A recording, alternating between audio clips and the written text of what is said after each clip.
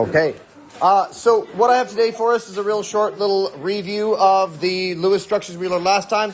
I'm going to go through a different little, what it called, like an algorithm for doing the solving of them. Just basically a different way for you to catch them, and it works for nearly all Lewis structures. It doesn't matter how big or ugly and complicated they are. This works for all of them. So as you could probably tell by the piece of paper I gave you, it's only like this little strategy in it, and so this shouldn't take long, and you shall have plenty of time to practice the different Lewis diagrams that I'm going to give you. So, one method for determining Lewis structures of a covalent compound is the NASL, little acronym for trying to figure out how the electrons work and where should they go. So I'm just going to go through each of these, and then we'll do an example, and that's going to be the lesson. So, first one, N. The number of electrons needed to fill the valence shell of each molecule. Now that sentence doesn't mean a lot by itself, but basically each element you're trying to figure out when it would be full, right? Most follow the octet rule, right? Most atoms that we're going to work with are going to want to follow the octet rule. In other words, they want 8 electrons around them to be happy. And that's the goal of the first line, to find out how many electrons do we even want to have around each molecule. Now, I want to write out our notable exceptions. What are some elements that don't want 8? Yeah. So both hydrogen and helium, really, but we don't work with helium because it doesn't make any compounds. They only want 2. So that's our biggest exception that you're probably going to totally remember. It's because they're in group 1, or not group 1. They're in row 1. There's just 2 elements in that. So hydrogen only ever wants 2. They don't want 8. 8 would be way too many for a hydrogen. There's a few other that I'm going to write here that they're weirder. So beryllium is actually a weird one. Beryllium, that element number 4, it has an N equal to 4. In other words, it only wants 4 to be full. So if you have a beryllium compound, we're not going to work on it, but it's an exception, so I'm going to put it in this chunk of the notes. The one we may see is a boron, and it actually likes 6. So it's kind of a weird one. It only likes 6 to be full. Because lithium's just normal. It wants exactly what it should have. It wants 8 around it. Well, I guess it would want 2, but that's not important right now because lithium won't make covalent compounds. So we're not really worried about lithium right now. So boron is the only one that's a little weird, and the best way to explain it is that if boron, which is number 5, gets half full, it's a carbon, which is 6, so half full is stable, so it likes 6. Having 8 electrons around a boron would be a lot of electrons around a very, very small nucleus, and it would be generally unstable. So generally, boron actually only wants a total of 6 electrons around it. And that's basically what we want for our first letter, N. The second letter is A, and it stands for the available electrons for each element. So that's how many are in each element's valence. So add each valent electron. Each atom valence electrons.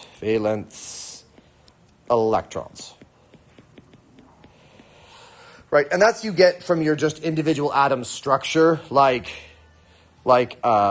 nitrogen brings 5, right?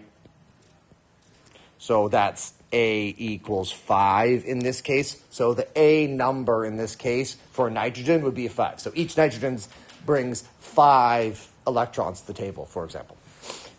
Fluorines would bring 7, so would chlorines and bromines and so on. Sulfurs would bring 6 and so on. But just as an example, so that's a 5. So those are just our generative numbers. That gives us our first 2 numbers to work with. S is the number of electrons that are shared. So this is trying to find the number of bonds that we're getting. So we take the number, it's S is equal to the N minus the A. So we take the number of electrons we want and divide it by the number of electrons we have.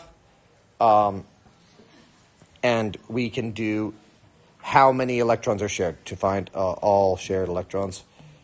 Shared electrons. And then we divide this by 2 for how many bonds? So basically, to get the number of bonds we want to have in this compound, we divide that number by 2 because each bond is 2 electrons. So when a compound shares 2 electrons, that's 1 bond. So we take this number, divide it by 2, and this will give us the number of bonds. I do want to add something to the A chunk. If there is charge, or if negative charge,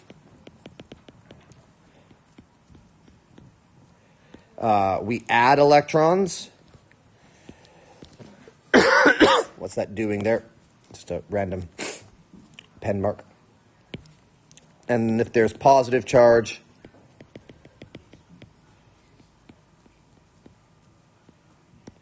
subtract electrons. So if there's an overall charge, if we have an ion, we have to add extra electrons to the machine, or add electrons to that available electrons, because we got extras involved there. And if it is a positive charge, we can take those electrons away from our total. All right. Okay, so the total number of shared is there. And then the last one is the number of electrons left over. So we can find the leftover electrons, the ones that aren't in any bonds. This is how we figure out how many lone pairs there are. So we're going to find the number of lone pairs is equal to all the available ones minus all the shared ones. So this is all the leftovers. Electrons. And then we divide by 2 again to get lone pairs.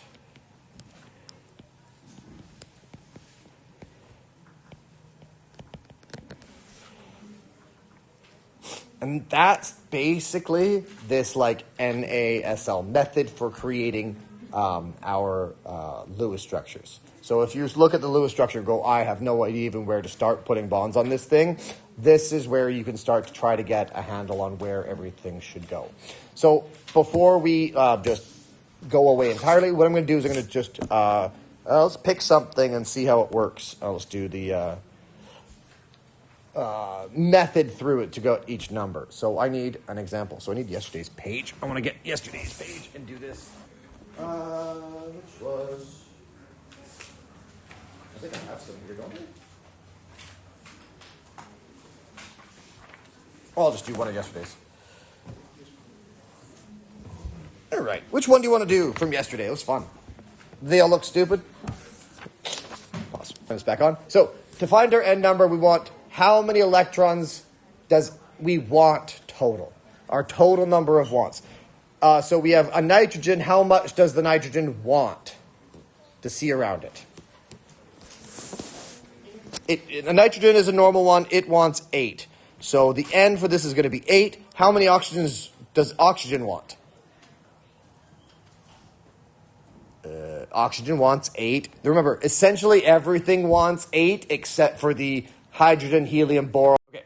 So, and then we have 8 plus 8. So we have 3 atoms, 1 nitrogen, 2 oxygens. So it's a total of 3 eighths, which is 24. So my N number is 24. That's the number of desired electrons. Then we go to the next letter, and that's available electrons. So how many are actually available? How many does nitrogen bring to the table? What's the valence electrons on a nitrogen? So nitrogen has 7 total. 2 are core, 5 are valence. So nitrogen has 5. How many does each oxygen have? 6. So 6 and 6. Now we also have a charge, so we actually have to add 1 to this thing because we have a -1 charge. So we have This one was from the nitrogen, oxygen, oxygen, and a -1 charge. So it's a little bit different here. So what's the total number here? Should be 18. We can do the math on this one. So what we're going to look at is how many bonds should we expect. So this is our shared diagram. Shared is going to be N minus A, or 24 minus 18. So what's 24 minus 18? 6. So that equals 6. So 6 shared electrons. How many bonds does this correspond to? Yeah, we correspond to 3. We cut it in half because each bond needs 2 electrons. So this means 3 bonds. Excellent. So we know we're going to try to get 3 bonds in this particular structure. And the last one is L for lone pairs or leftovers. The formula for that one is A minus S. What is A minus S? So it's 18 minus 6. Which is 12. How many lone pairs should we expect on this one? 6 lone pairs. So that's 12 leftovers. So this means 6 lone pairs. So when we're drawing this structure, we know we're going to look for 3 bonds and 6 lone pairs. That's what we have to put around. So this is the math we've done ahead of time. We haven't even drawn a single element yet. We've just done a couple little adding and subtracting. So let's draw this thing. We know we're going to have N, and we're going to have an O, and we're going to have an O. So we know this is there already. We know we're starting here. So how many bonds have I already used up? I've used up 2 already, so I need at least 1 more bond in here. So one of these is going to get a double. So that's going to be my double there. So now I picked a double.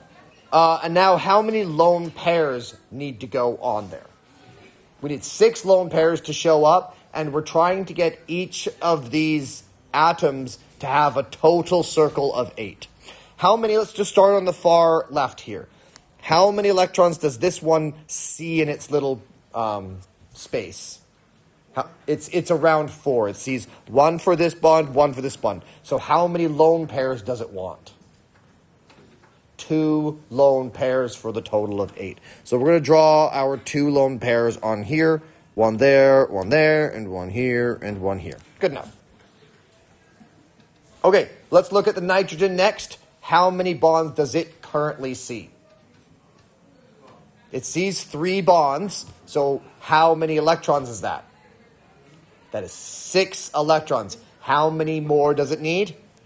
2. So we need to add a lone pair to my nitrogen. Now my nitrogen sees the 8 around it.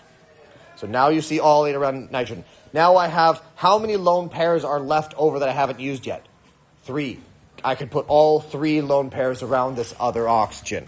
So I have a lone pair here, a lone pair here, and a lone pair there.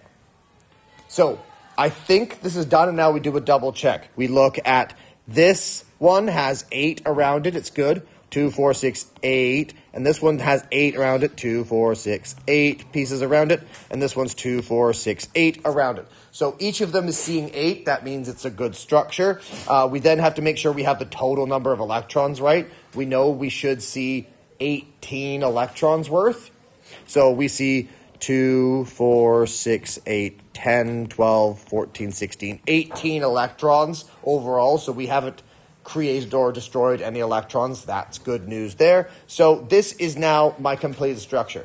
But there's one more step that we have to add to this. Is this the only way to draw this structure? This one has a mirror image. It has a resonance pattern, so we have to draw the mirror of it too. This exists in a resonance pattern. So this also will be exactly the same as 0, 1, and 2 bonds on this side with this like that. It's pretty easy to draw the resonance patterns once I've got the first one done, because it's just the same but mirrored. So those are the resonance patterns that goes on. So it ends up being an effect, a 1.5 bond between each of them. It's in resonance between the two, and each of these does have like a -1 charge, right? They each have a -1 charge on the outside.